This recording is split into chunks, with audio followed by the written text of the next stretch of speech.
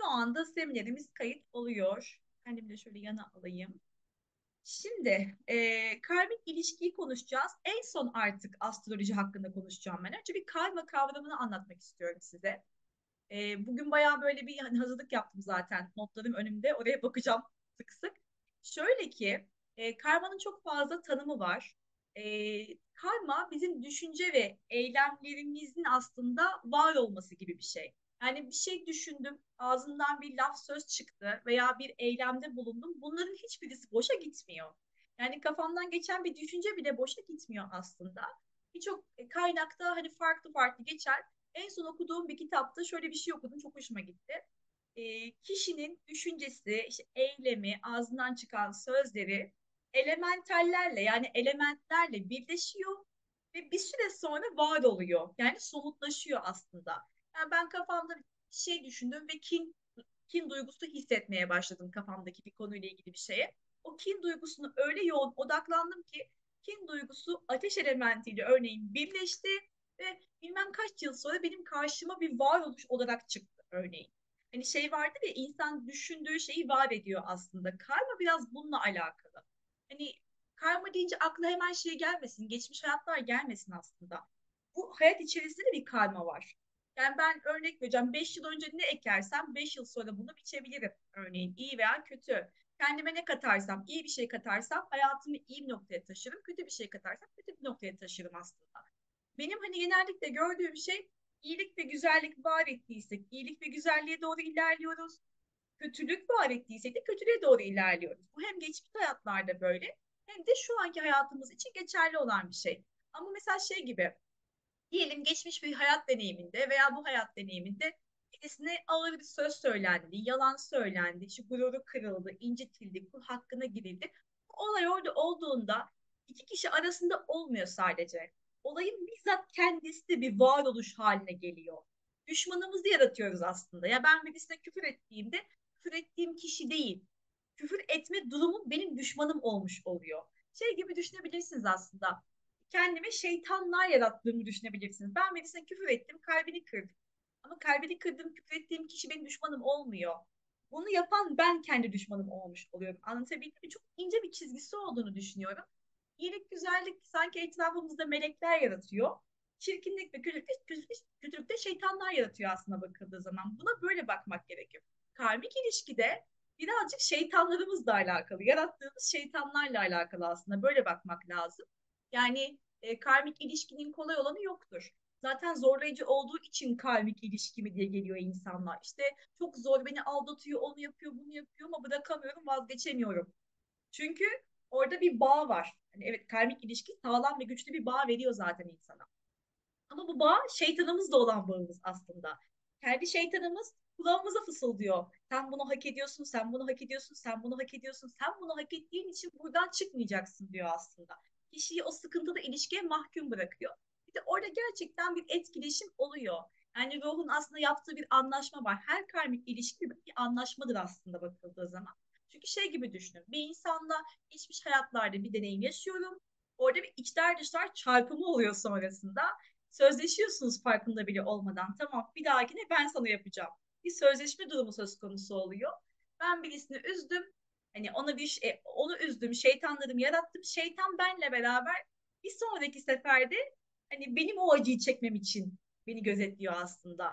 Yani bizim auramız, nasıl insanlar çektiğimiz, nasıl insanları çekici bulduğumuz, psikolojik açıdan değerlendirdiğimiz zaman sahip olduğumuz abartılı özelliklerimiz, şemalarımız, gereksiz özdeğer düşüklüğümüz vesaire. Bunların hepsi bizim üstümüzdeki kendi şeytanlarımızın ve karmalarımızın ağırlığıyla alakalı aslında. Yani ilk bunu anlamak gerekiyor. Mesela benim çok aşırı basit sevdiğim bir laf kötü söz sahibinindir. Bunu anlatıyor. Kötü söz sahibinin, tam güzel söz de sahibinindir. Şimdi muhteşem bir eylem de sahibinindir. Muhteşem bir söz de sahibinindir.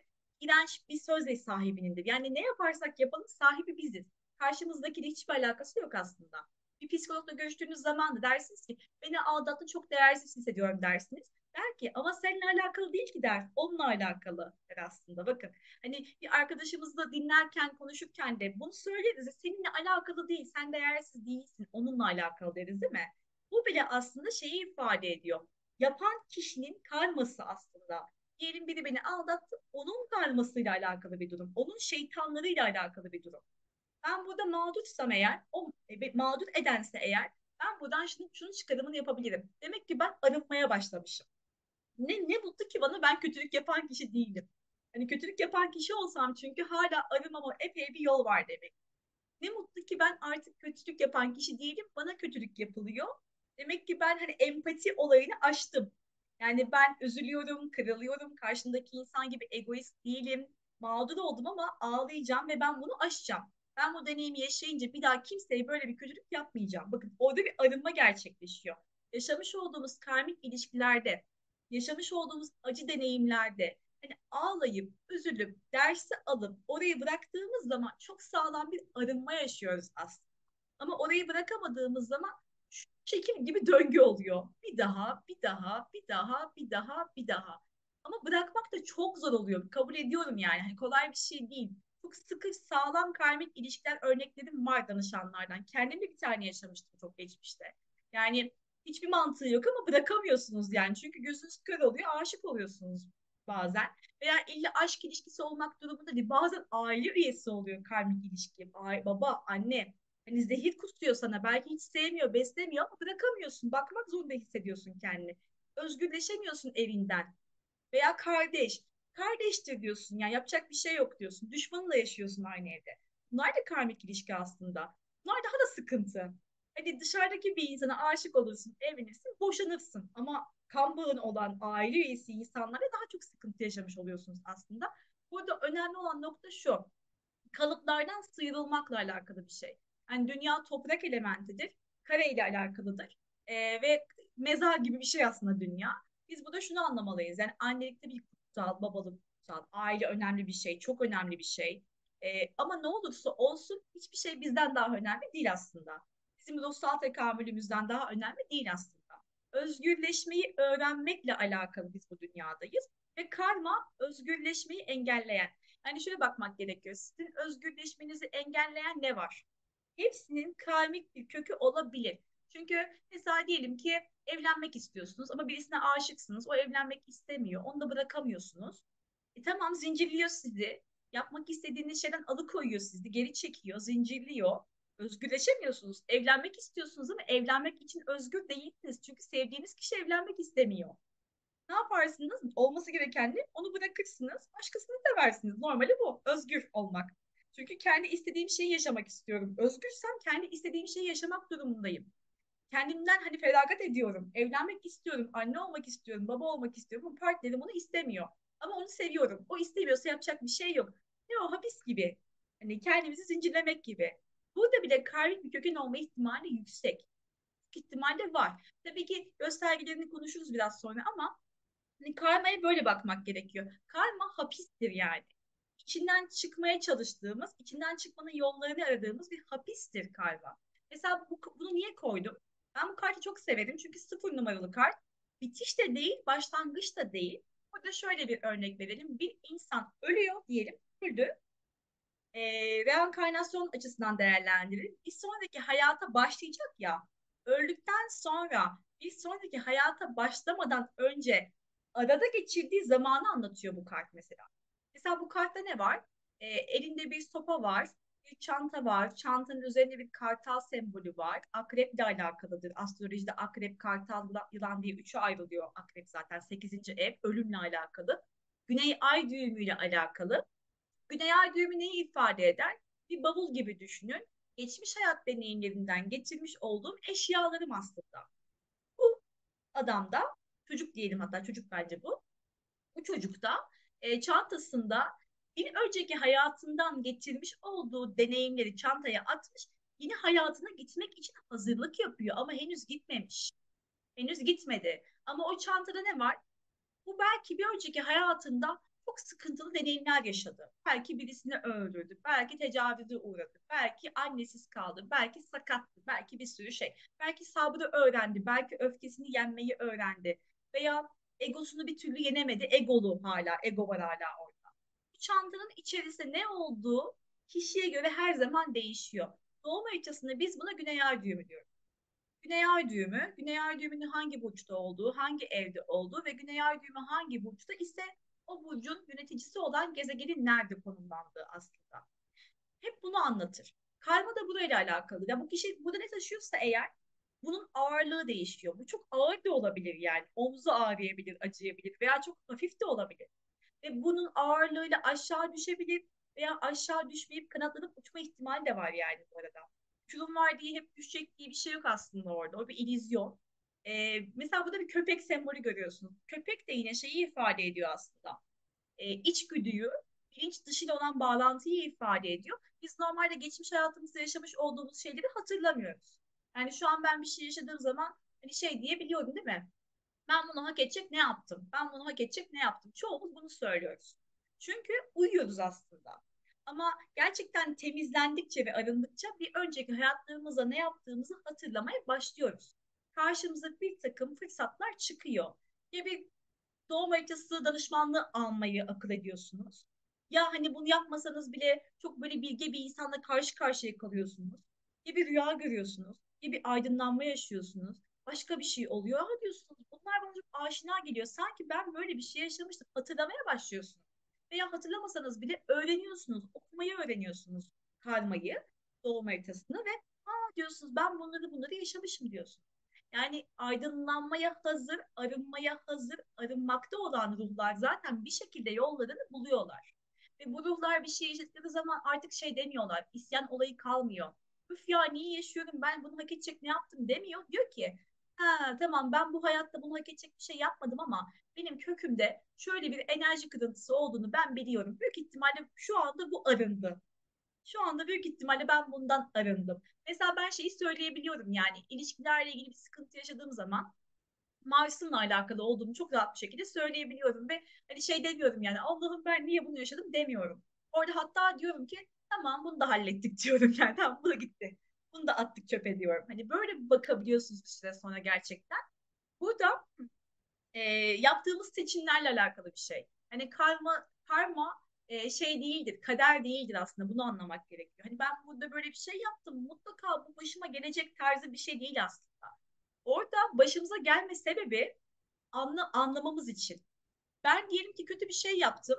Kötü yapmış olduğum şeyle ilgili zaten hemen bir pişmanlık yaşarsam, hemen bunun çok yanlış bir şey olduğunu anlarsam, kendimi affedebilirsem, işte tövbe edebilirsem, o yaptığım hatayı düzeltmek için çaba sarf edebilirsem örnek veriyorum.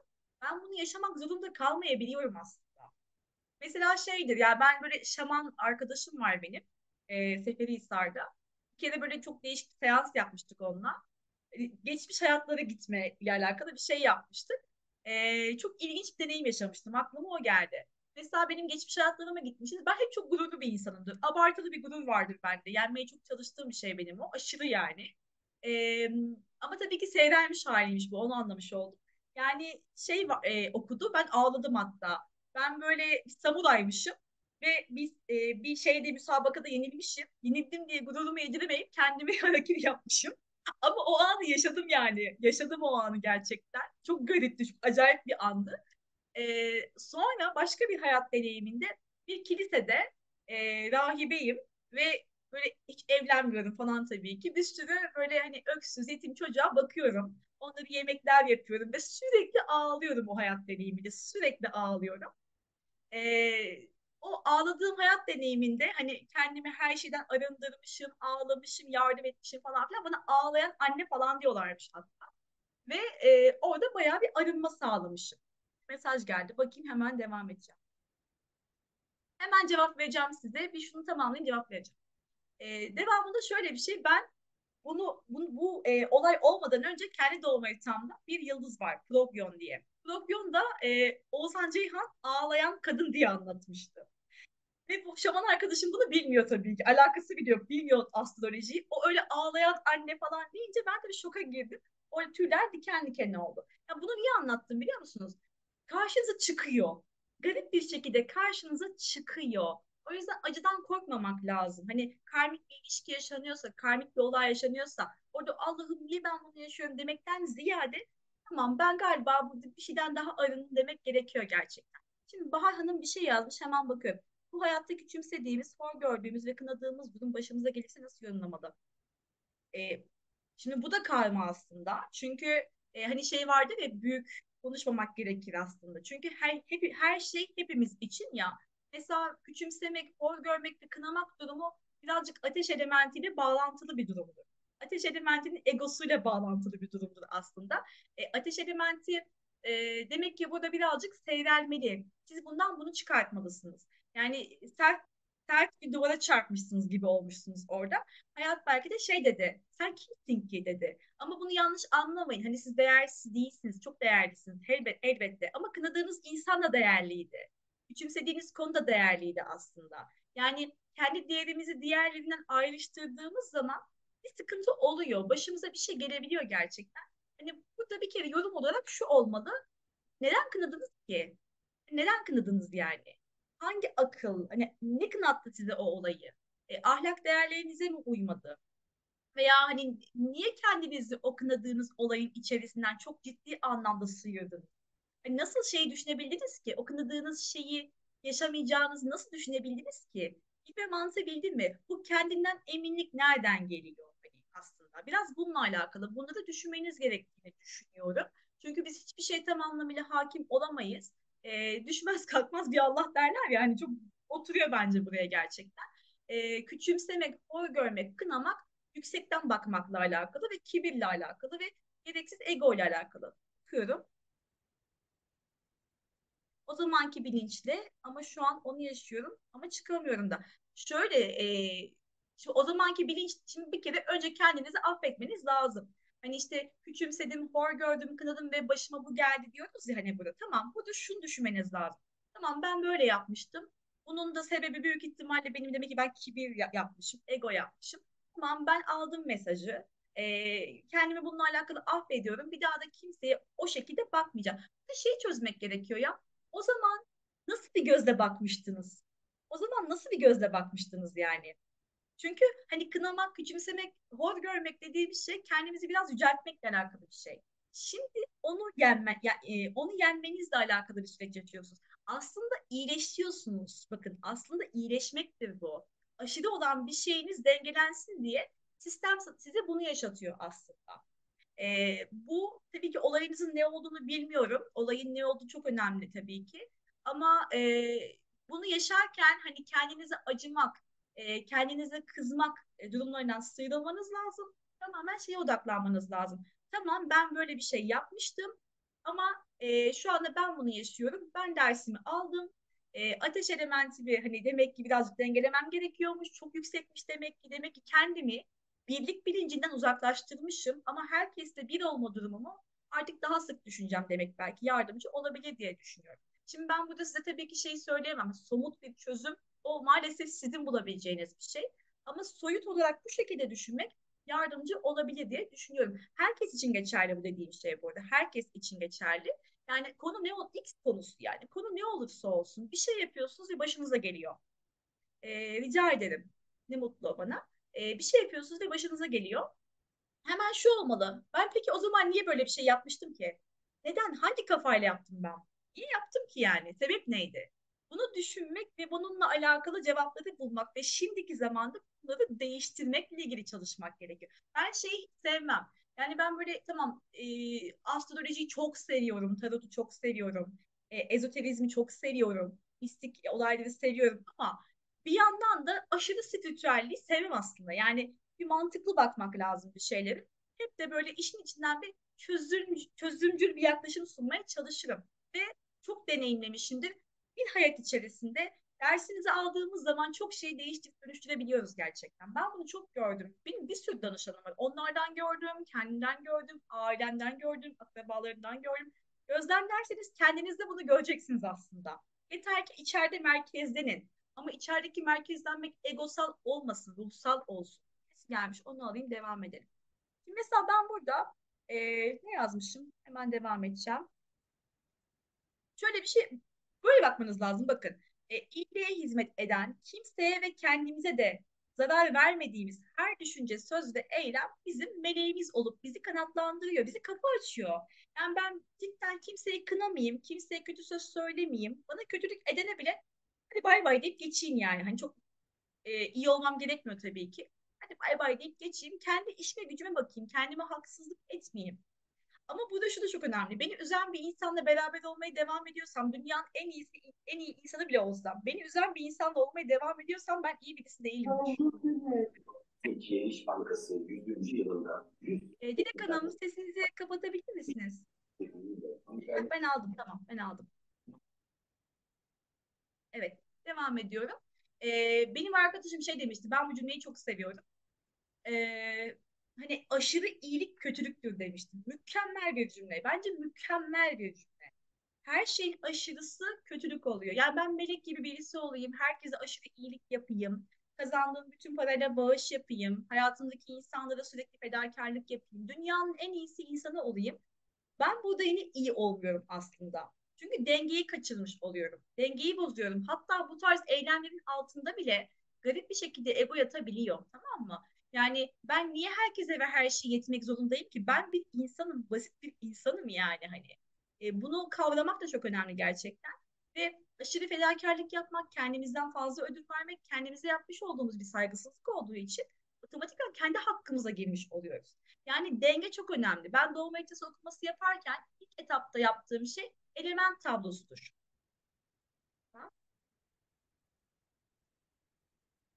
Evet, kendi kaybımıza girmiş oluyoruz. Yani örnek vereyim. Mesela ben, birisi geldi onu alayım. Mesela işte ben diyelim kendimi sürekli böyle kötü davranıyorum. Berbat besleniyorum. Sağlığımı kötü kötü etkiliyorum. Ailemde kanserleri olsun, şekerleri olsun kusamıyorum. Hani ben çıkar diye kusamıyorum. Spor yapmıyorum. Obez oluyorum. Çok kötü insanlarla ilişki yaşıyorum. Yüzeysel vesaire böyle. E, Başkasına bir şeyim olmasa bile yani ne yapıyorum ben kendime? Eziyet ediyorum. Böyle bir insanın muhakkak buradan sınanması muhtemeldir. Yani aynı hayat içerisinde çok kötü hasta olur. Aşırı kötü hasta olur. Hani acı çeker yani. Veya bir sonraki hayatında değerli olmak ister, önemsenmek ister, kendisine değer vermeye çalışır ama kimse ona değer vermez gibi.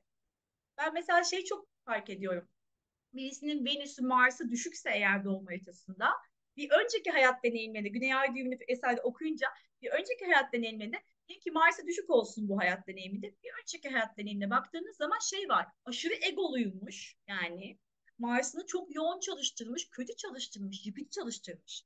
Bir öncekinde onu iyi kullanmadığı için bu hayata düşük gelmiş aslında bakıldığı zaman. Kendimize bir kötülük yaptığımız zaman, bir şeyleri aşırı yaptığımız zaman bir sonraki hayat deneyiminde o alanlarla alakalı düşük profillerle muhatap olmak durumunda kalıyoruz yani aslında. Yani burada şey çok önemli. Gerçekten yaptığımız her eylemin bir varoluş olması. İyilik yaparsan meleklerin olur, kötülük yaparsan şeytanların olur. Ve bir karmik ilişki yaşadığımız zaman karşımızdaki insanın bizim kendimize ait bir şeytan olması durumunu anlamak gerekiyor. Bir de anlaşmalı ruhlar var. Hep karmik değildir. Destekleyici böyle anlaşmalı ruh, dost yani. Onlar da bizim meleklerimiz aslında. Yani beni süründüren, hani ağzımı burnumu mahveden, kıran, iğrenç bir adamla ben karşı karşıya kaldım. Karmik ilişki o benim şeytanım ama onu ben yarattım. Veya çok destekleyen, her konuda bana yardımcı olan, bütün desteğini sunan bir insanla tanıştım. Anlaşmalı ruh. O benim yarattığım, kendi yarattığım meleğim aslında. Da böyle bakmak gerekiyor. Şimdi bir dakika devam edeceğim. Hatta şöyle mesela bilinç dışı kavramı vardır ya. Mesela bilinç dışı nedir? Bizim bilincimiz algılayamadı ama bilinç altı değil. Bilinç dışı. Bilincin artık algılayamadığı. Yani evrensel bir zeka var. Evrensel bir zeka var. Bir varoluş var.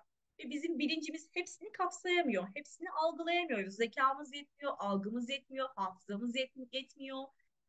Ve bir insanın bir sürü bedeni var ya hani fiziksel bedenin dışında bir auramız var. İşte duygusal bedenimiz var, zihinsel bedenimiz var, eterik bedenimiz var vesaire. Bunların hepsinin çok süper çalışması lazım. Taç çakranın çok süper çalışması lazım ki bilinç dışından bilgi akışı yoğun olsun. Ama bunu yapabilen insan sayısı çok fazla değil tabii ki. Ne kadar çok hani kendi fiziksel bedenimizde kalırsak aslında, ne kadar çok zihin meşgul olursa bir şeylerle, ne kadar çok dünyevi kalırsak, ne kadar çok toprak elementine saplanıp kalırsak özellikle bilinç dışıyla bağ kurmakta sıkıntı yaşıyoruz. Bilinç dışıyla bağ kurmadığımız zaman da farkındalığımız düşük oluyor. Farkındalığımız düşük olduğu zaman da 10 defa aynı deneyimi yaşayıp 11.yi de yaşamaya açık olabiliyoruz. Ben 10 defa aldatıldım, 11. de galiba aldatacak. Örnek veriyorum. Ama bilinç dışıyla bağ kuran insanlar birinci deneyimi yaşıyor, geçiyor, 2 yaşıyor, hadi olsun. 3'te diyor ki ya olmaz, bir sıkıntı var. Burada bir problem var. Ben bu konuda hani bilgi sahibi olan bir insanla konuşmalıyım veya ben bunu terapiste mi anlatsam? Bir sıkıntı var bende demeye başlıyor. Yani bilinç dışıyla bağlantınız ne kadar çok yoğunsa o kadar erken farkındalığa erişiyorsunuz yaşamış olduğunuz karmik olaylarla ilgili. Ve bu çok garip oluyor. Nasıl garip oluyor? Bir kitapçıya gidiyorsunuz, karşınıza konu hakkında okuyabileceğiniz, dikkatinizi çeken bir kitap çıkıyor. Hani ille de böyle şey demiyorum yani, meditasyonlar yapacaksınız, yogalar yapacaksınız, doğum haritası. Hayır. Böyle rüyanızda görüyorsunuz yani. Veya bir insanla tanışıyorsunuz. Çok garip bir şey söylüyor. Sizi düşündürüyor mu söylemiş olduğu şey? Veya bir sembol görüyorsunuz, bir sayı görüyorsunuz.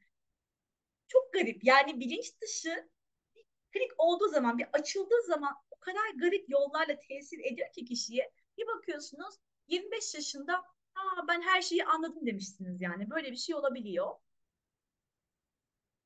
Birisi ne yazmış? Ben genelde hissediyorum ama her seferinde yok canım daha neler senin kurma kafanda diyorum.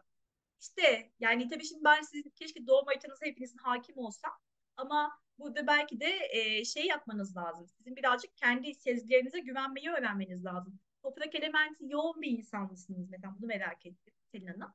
Çünkü genellikle böyle bu tarz hani yok canım daha neler demek durumu sezgiselliği, madde ötesi konuları. Evet, toprak elementiniz fazlaymış. İşte bununla alakalı. Yani sezgiselliği, aslında Akrep Burcu da sezgisel bir burç ama toprak elementiniz fazla. Yani toprak elementi hep matematiğe vurmaya çalışır. Hep böyle somutlu ve kanıtlı gitmeye çalışır. Büyük ihtimalle toprak elementinin batağı bu. Yani toprak elementi sizi aşağı çekiyor büyük ihtimalle. Aşağı çekmesine izin vermemeniz lazım. Akrep burcusunuz ama su elementiniz nasıl bilmiyorum. Su elementiniz eğer biraz topraktan düşükse su elementini yükseltmekle ilgili çalışırsanız sizin için iyi olur. Çünkü fazla mı su elementinizde? O zaman belki toprağı biraz düşürmek gerekir. Yani nasıl yapabilirsiniz bunu? Birazcık her şeyi bir hani söyleyeceğim Bahar Hanım. Hani birazcık toprak elementini düşünmek, hani suyun daha yoğun olmasını sağlamak şöyle olabilir. Birazcık her şeyi mantıklı bir açıklama getirme takıntısından vazgeçmek gerekiyor. Her şeyi mantıklı açıklarsak o zaman ruhsal bir konuşmanın çok manası olmuyor. O zaman laboratuvarda takılmamız gerekiyor. Tabii ki onun da bir yeri var. Onunla alakalı konular da var. Ama birazcık akışa bırakmayı belki öğrenmek. Çünkü evet, suyu biraz hayır, suyu niye düşürüyorsun? Toprağı biraz düşürmeniz lazım. Kim dedi bilmiyorum tabii ki. Hangi mantıkla söylendi onu bilmiyorum ama bu konuştuğumuz konu özelinde söylüyorum. Bu konu için söylüyorum ben tabii ki. Bunu çözmek için toprağı bir tık düşürmek gerekir. Onun için de birazcık belki meditasyon yapmak olabilir, birazcık akışa bırakmak olabilir, kişinin kendisini akışa bırakması. Su elementi çünkü akışta kalmakla alakalı bir enerjiyi ifade ediyor. Yani suyun üzerinde yatarız da hani bir şey yapmayız ama su bizi kaldırır ve kendini bırakma hali aslında. Bir kere de bir kulp bulmayın. Yok canım daha nerede demeyin ve sezginizin peşinden gidip örnek veriyorum. Bir kere yaparsınız, ikna olursunuz, bir daha yapasınız gelip ikna olursunuz. Böyle böyle suya odaklanıp toprağa biraz düşürürsünüz. Ama tabii ki size niye öyle bir şey dediler ben bilmiyorum. Hangi konuyla alakalı bilmiyorum. Bu konu nezdinde ben bunu söyleyebilirim. Bahar Hanım size şöyle bir şey demişsiniz. Nasıl izin vermeyeceğiz aşağı çekmesine? Şöyle sizin neyin aşağı çektiği önemli. Yani siz toprak elementi çekiyorsa suyunuz düşükse suyu arttıracaksınız dediğim gibi. Eğer toprağınız da düşükse görmek lazım. Su bende en yüksek, ateş hiç yok. Ateşiniz hiç mi yok sizin? Hmm, O zaman belki şimdi şöyle bir şey var. Şunu söyleyeyim önce. Element tablosu 4 tane element var değil mi? Ben doğum haritası anlatırken de eğitim verirken de her zaman şöyle anlatıyorum. Bu 4 tane element aslında ciddi bir denge gerektiriyor. Hani birisi diğerinden aşırı fazla veya hiç yoksa eğer zaten bir anormallik vardır. Mesela Bahar Hanım'ın az önce bahsettiği o kınama olayı. O şeyle alakalı bir şeydir. Ateş hiç yoksa bazı elementler hiç var olmadığında aşırı hani orayı doldurmaya çalışırız. O bizde yok ya, hani bir yoksunluk var ya, o yoksunluk olayını ciddi anlamda hissedip orayı fazla doldurmaya çalışır. Fazla doldurmaya çalıştığımız zaman da gereksiz egolu enerjiler ortaya çıkar. Belki de sizin dengeli bir element tablosuna ihtiyacınız vardır bu hanım. Senin hanım ne yazmışsınız? Ha, yani şimdi onun konuda bir şey diyemeyeceğim. Hani ben karmik anlamda ve bu bahsettiğiniz konuyla alakalı bunu söyledim Selin Hanımcığım. O yüzden o konu hakkında çok bir şey diyemeyeceğim tabii ki. Neyse, çok kişisel sorulara girmeyelim, hani doğum haritası vesaire girersek çünkü bayağı hani konu var. Sıkıntı yaşarız. Ama şöyle söyleyeyim. Element tablosunun bir anlamı vardır.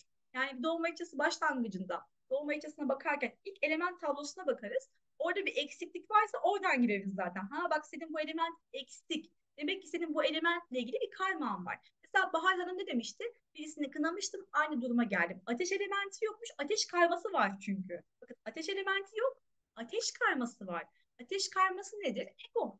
Aslan, Koç, işte Yay. Yay nasıl bir şeydir? Ben bilirimdir Yay. Ben Yay burcuyum bu arada. Bende de biraz vardı eskiden. Ben bilirimdir. Yani inatçıdır, fanatiktir düşündüğü şeyde. Ha, Güney Ay düğümünüzde aslanmış işte. Yani hem ateş elementi yok, hem Güney Ay düğümü aslan. Bakıldığı zaman aslanla alakalı, ateşle alakalı bir karmik durumu var zaten. Ve bu karmaya yenik düşmüşsünüz. Çünkü normalde Kuzey Ay düğümünüz kova olduğu için sizin kimseyi asla ama asla yadırgamamanız, her şeyi çok açık ve esnek olmanız gerekirdi. Evet, rica ederim. Yani özetle element tablosuna baktığınız zaman da çok düşük bir elementiniz varsa bilin ki orayla alakalı bir karmanız var. Mesela örnek vereceğim, hava elementi çok düşük birisi olsun. Hava karması. Dolandırılır, hırsızlığa maruz kalır, kandırılır. Merküryen konularla ilgili sıkıntı yaşayacaktır hava elementi düşük bir insan. Çok az bir insan.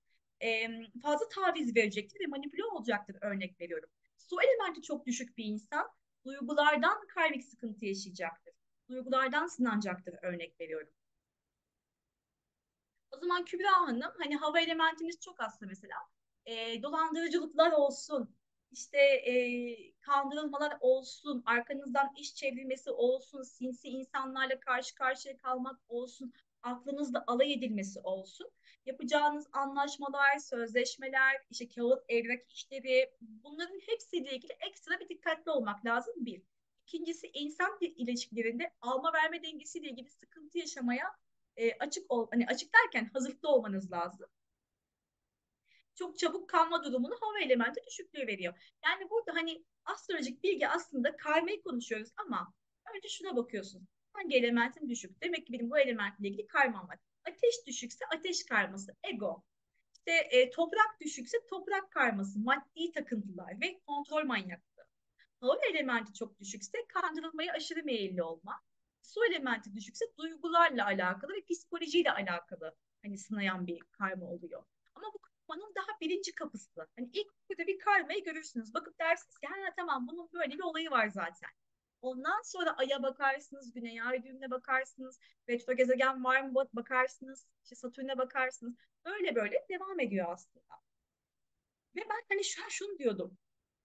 Bu bilinç dışıyla olan bağlantı arttıkça ve kişi farkındalığı arttıkça karmik seyrelme yaşıyor. Bu karmik seyrelmeyi ben buldum. Çok hoşuma gidiyor bunu söylemek. Karmik seyrelme.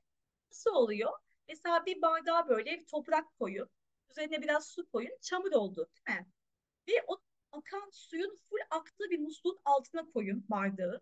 Su aktıkça giderek su böyle seyredecek, seyredecek, seyredecek. Bütün çamurlar çıkacak, en son duru bir su kalacak ortada. Yani aslında bakıldığı zaman o akan su ne? Neptün aslında. Akan su Neptün. Yani bilinç dışı, kolektif sevgi, kolektif ilim, kolektif bilgi aslında bakıldığı zaman. Yani o yüzden meditasyon yapmak olur, namaz kılmak olur, mindfulness çalışması yapmak olur, birazcık hani kendimizle kalmakla alakalı çalışmalar yapmak. Lütfen hani buraya önem verin. Ve elementlerle ilgili dengesizlik varsa mutlaka orayı tamamlayın. Çünkü elementte bir dengesizlik varsa bu bahsettiğim bilinç dışı da bağlantıyı kurmakta sıkıntı yaşarsınız. İmkanı dahi yok, hatta öyle söyleyeyim. Önce basamak basamaktır. Önce elementleri halledersiniz. Sonra ayı halledersiniz. Sonra Merkür'ü halledersiniz. Sonra Venüs gelir. Sonra Güneş. Sonra Mars, Jüpiter, işte Satürn, Uranüs, Neptün, Plüto. Sırayla bu şekilde gider sırası. Yani önce elementler çözülecektir. Bir yerde takılıyorum demişsiniz. İşte hani çok düşük gezegenler, element dengeniz çok bozuksa örneğin orada takılıyor olabilirsiniz. Gezegenlerde çok düşük gezegenler varsa, işte örnek vereceğim, Mars olmaması gereken bir yerdeyse, mesela Mars yengeçteyse, işte Mars balıktaysa vesaire, veya işte Venüs akrepteyse, hani Merkür balıktaysa vesaire, düşük gezegenler varsa da takılıyor olabilirsiniz. Veya retro gezegenler varsa orada takılıyor olabilirsiniz. Yani burada hani bu anlamda, karmik anlamda iyi okumak lazım. Hani şey demiyorum yani, doğum haritanızı açın, bir kalem kağıt alın, sırayla bakın. Önce elementlere bakın, dengesizlik var mı? Ay'a bakın, düşük mü? Hani sıkıntılı bir yerde mi? Kötü açısı var mı? Ondan sonra Merkür'e bakın. Sıkıntılı bir yerde mi? Kötü açısı var mı? Yani ne kadar çok sıkıntılı ve kötü ve düşük enerji varsa bunlar sizin takılmanıza sebep oluyor büyük ihtimalle. Karmayı nasıl bulabiliriz? Karmayı bulmanın o kadar çok farklı yolu var ki. Ee, ya şöyle, bir kere ilk karma ile alakalı bir elemente bakarsınız. O fikir verir zaten ama karmanın esaslı orada her zaman Satürn'dür. Yani Satürn'e baktığınız zaman şeyi okuyorsunuz. Ha, ben bu dünyaya bundan gelmişim.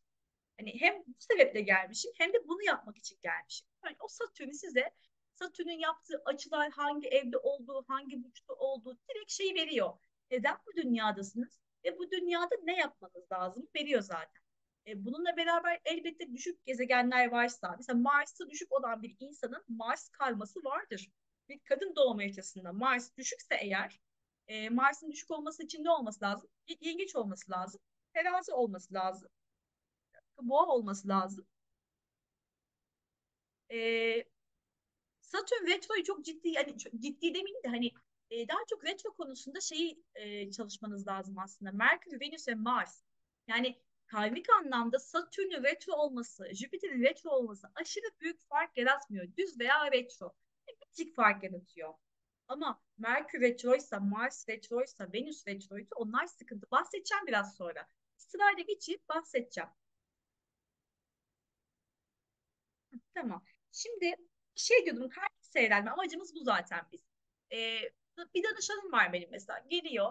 Çok sık görüşürüz onunla biz. Çok dünya tatlısı, dünyalar tatlısı bir insan. Bu da yok maalesef ama aşırı iyi bir kadın aslında. Aşırı yani. Melek gibi ama etrafında hep aşırı sıkıntılı insanlar var. Böyle mafyatik insanlarla falan hep böyle işte.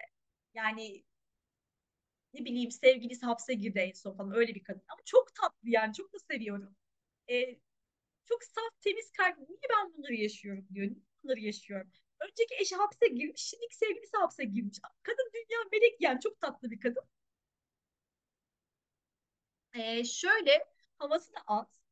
Akrep'te çok fazla gezegeni var. Akrep çok severim bu arada ama akrebi doğru kullanmadığımız zaman kendimizi sabote etmeye getiriyor. Hani kendimizi sabote ediyoruz yani. Yoksa akrebi aşırı severim ben. Eğer kendisini sabote etmezse çok güçlü bir burç. Kendisini sabote ettiği zaman sıkıntı yaşıyor. O da kendisini sabote eden bir hanımefendi. Neyse, bir türlü söylüyorum elementleri çalışmıyor. İşte meditasyon yapıyorum, yapmıyor. Aşırı yoğun çalışıyor vesaire vesaire. E, bir türlü şey yaşayamıyor. Karmik seyrelme dediğim şey yaşayamıyor. Sürekli 2 yıldır görüşüyoruz. Hep aynı şeylerle geliyor. Söylüyorum yapmıyor, söylüyorum yapmıyor. Birkaç yıl önce başka görüştüğüm benzer enerjideki bir insan elementlerini çalıştığında, anlattıklarımı fark edip bunlarla ilgili çözüm bulmaya çalıştığında çok değişik mistik olaylar yaşamaya başladı. Mesela örnek vereceğim. Bir psikolog danışanım vardı, çok tatlı bir kız. Evlenmeyeceğim diye korkuyor. Hep böyle yüzeysel ilişkisi oluyormuş. Ya evlenmezsem ya birisi beni sevmezse diye korkuyor. Parmağını tek olmuş kızın. Parmağı böyle kızın yani. Hani yüzük parmağı. Böyle böyle hani. Çok üzüldüm. Baktık onunla mesela su elementi çok sıkıntılıydı. Yoktu yani su elementi ve su elementi duygularla ilgili 7. evini yengeç kesiyor. Bak hatırlıyorum yani. 7. evlilik evi su elementi kesiyor ve kızın su elementi yok. Ve Venüs'ü çok düşük, özdeğer düşük vesaire. Babasıyla yıllardır konuşmuyor falan. Ben anlattım. Dedim bak, elementlerini toparla, yüz işte. Hani meditasyon yapmaya çalış. Şu taşı tak falan. Bir sürü şey konuştuk. Şimdi çok şey yapamıyorum. Bir 7-8 ay geçti. Evlenme teklifi almış. Bunu kenara koydu. Babası aramış kızı. Hani kızım bak, kaç yıldır görüşmüyoruz, konuşmuyoruz. Gel konuşalım artık diye. Kız şoktaydı yani, öyle söyleyeyim. Bayağı şoklardaydı kız.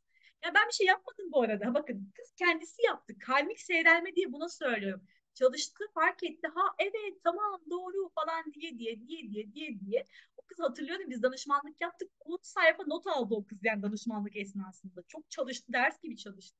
Baktık sonra evlendi. Şu an çocuk doğdu hatta, bir tane falan. Gerçekten. Hani böyle örnekleri niye veriyorum? Karma diye çok korkuturlar. Ben Oğuzhan Ceyhan'ın öğrencisiyim. Çok da saygı duyarım bilgisine ama çok korkutur insanları. Aa işte senin Mars sıfır retro evlenmen imkansız falan diye böyle çok kişiyi ağlattığını biliyorum mesela. Ee, Selin Hanım akrep mi söylüyorsunuz? Güçlü derken gezegenin olumsuzluğunu tam anlamadım dediğiniz şeyi. Orayı açarsanız yardımcı olayım. Tam anlayamadım. Yani şunu diyeceğim.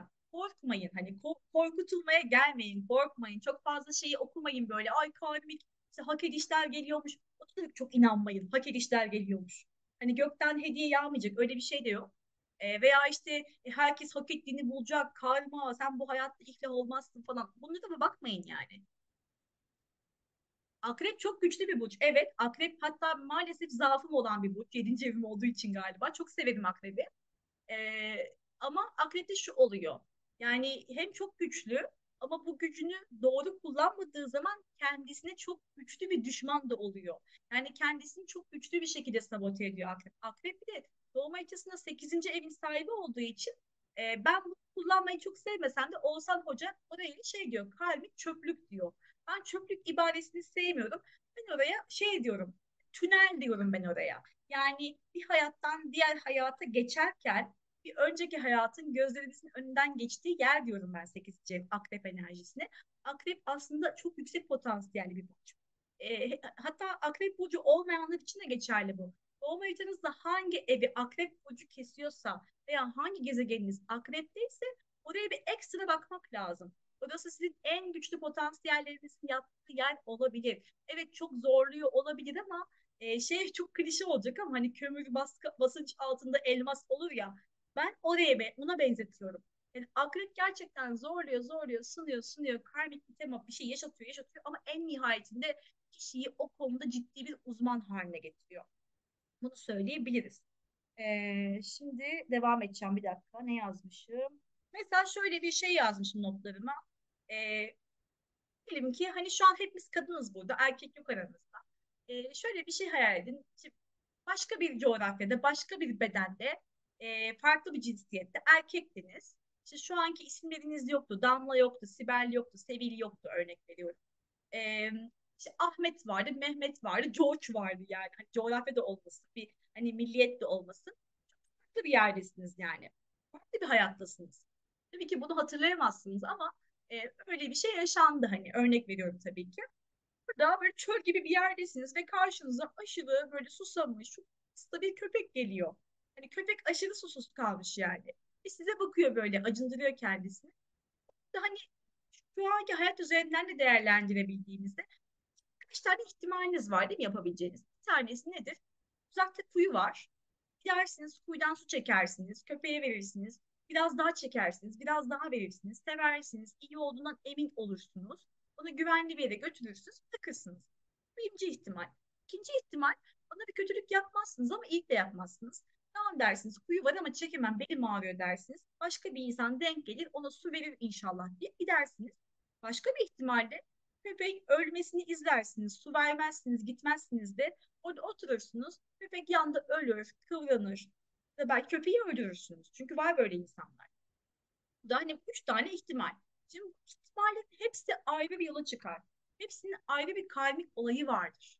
İşte birinci ihtimali yapan kişi o esnada bu seçimi yaptığında yani o kuyudan suyu aldığında, köpeğe su verdiğinde, köpeği beslediğinde yani orada meleklerini yarattı. Tamam bitti. O bir yola girdi ve artık girdiği yolda hayat deneyimi için de geçerli bu. Bir sonraki hayat deneyimi için de geçerli. Asla susuz kalmayacak. Ona su taşıyan bir evladı olacak, hayırlı bir evladı. Ona su taşıyan insanlar olacak. Asla susuz kalmayacak. Onun susuz kalma ihtimali yok artık. Hani böyle bakmanız lazım. Ama diyelim ki hiçbir şey yapmadınız. Nötr baktınız yani. Sırtınız dönüp gittiniz. Tamam siz ağlarken, sızlarken, su su diye yalvarırken bakacaklar ve gidecekler size. Veya köpeği öldürdünüz mutlaka öldürüleceksiniz yani. Bizim yaptığımız tercihlerle alakalı bir şey. Şimdi bunu şöyle değerlendirin. Şu anda hayat deneyiminizi sizi zorlayan ne var? İşte eşim beni aldatıyor. Sürekli aldatılıyorum. Hep maddi sıkıntı yaşıyorum. Ailem beni sev. Bir sürü şey olabilir. Mutlaka siz bunu yaptınız çünkü. Hani mutlaka yaptınız. Bundan kaynaklı. Böyle bir durum içerisindeyken şuna bakmanız gerekiyor. Tamam, demek ki ben bunu yaşıyorum. Büyük ihtimalle bu bir şey dengeliyor ve beni arındırmak için. Ben burada almam gereken dersi alayım. Çünkü empati yaparsınız. Aa, çok kötü bir şeymiş ya dersiniz. Bu çok kötü bir şeymiş. Kimsenin böyle bir şey hissetmesini ve yaşamasını asla istemiyorum dersiniz. Ve siz öyle bir olgunlaşırsınız ki diyelim ki anneniz sizi sevmedi. Siz çocuğunuz olduğu zaman çok seversiniz çocuğunuzu. Ve çocuğunuz da bir anne baba olduğu zaman çocuğunu çok sever. Ve çok güzel bir iyileşme olur. Yani bir yara açılır ama o yara çok güzel kapanır sonra. Mesaj geldi bir tane. Dördüncü ve yedinci evde bulunan Plüto. Yani Plüto hangi evdeyse muhakkak dönüşümler getiren bir gezegen. Plüto'ya biz çok karmik diyemeyiz aslında. Plüto tabii karmayla mutlaka bağlantısı var ama daha çok hangi evdeyse o evle alakalı zorluk, acı, acıyla dönüşüm ve en nihayetinde çok güçlenme getiriyor. Bir örnek verelim. E, 7. evinde Plüto olan birisi olsun. Kişi ciddi ilişkilerle ilgili, işte evlenmekle ilgili zorluklar yaşar. Yani evlenebilir büyük ihtimalle. Hani onda sıkıntı çok vermez tek başına Plüto. Ama zorlayıcı bir eşi olabilir, baskı altında olabilir, aşırı kısıtlayan bir eşi olabilir. Çok güçlü ama kişinin özgürlüğüne izin vermeyen bir eşi olabilir. Veya evlenmek noktasında evlilik yapmaz diyelim. E, Orada bir hani zorlanma olabilir. Çok zor partnerler denk geliyor olabilir. Kişi evlenmeyi çok istiyorsa bundan sınanma ihtimali de olabilir. Hani evlenmeyi daha az isteyene kadar evlilik ihtimali olmayabilir. Anlatabildim mi? Burada şöyle diyor aslında. Sen o fark etmiyor. Retro veya şey hiç fark etmiyor. Çünkü kolektif gezegen. Hani Plüton'un retro olması ve düz olması arasında kişinin bireysel hayatına ve kimliğine yansıyan hiçbir sıkıntı yoktur. Plüton'un retro olması kolektiftir çünkü. Yani oraya çok takılmayın. Ama Plüto bir alandaysa ve o alanla alakalı bir şeyi çok arzu ediyorsanız oradan sınar. Mesela 5. ev Plüto. Aşırı çocuk istiyorsanız belki hani orayla ilgili zorlanma verebiliyor ama tamam ya diyorsunuz. Olması da olur diyorsunuz. Çocuk veriyor sonra gibi. Ee, Olabilir Selin Hanım. Yani bakmak lazım haritaya ama olabilir. Hani çok mantıksız değil bu yazdıklarınız. Yani özetle Plüton'un retro olması, Uranüs'ün retro olması, Neptün'ün retro olması bunlar çok sıkıntılı değildir karma anlamında. Bunu söylemek istiyorum. Hatta Satürn ve Jüpiter bile tamam bir tık etkisi var ama o kadar da etkili değildir. Siz Mars, Venüs ve Merkür retrosuna bakacaksınız.